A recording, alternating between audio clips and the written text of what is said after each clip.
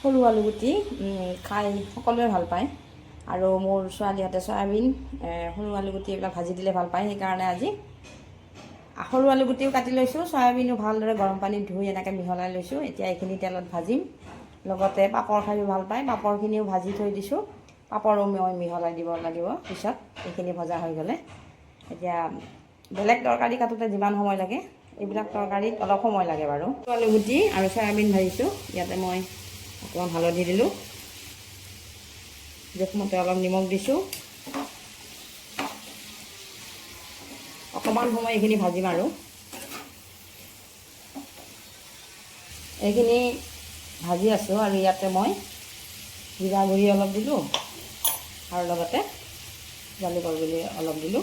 ভজা পাপৰ মিহলাই দিম, কাৰণ এই তিনিওটা বস্তু সিহঁতে খাই ভাল পায়। কিন্তু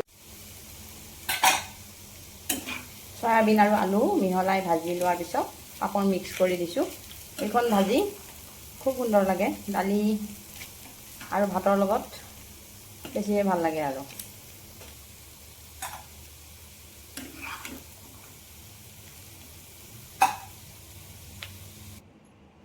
এইখন ভাজি খাবলৈ যিমান ভাল লাগে, কিন্তু আলুখিনি চাফা কৰি লওঁতে অলপ সময় লাগে বাৰু।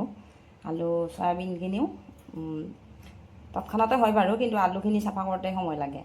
আৰু এইখন ভাজি খুব খাই ভাল লাগে। সৰু আলুগুটিৰ ভাজি লগত চয়াবিন আৰু ভজা পাপৰ, খুব সুন্দৰ, খুব ভাল লাগে।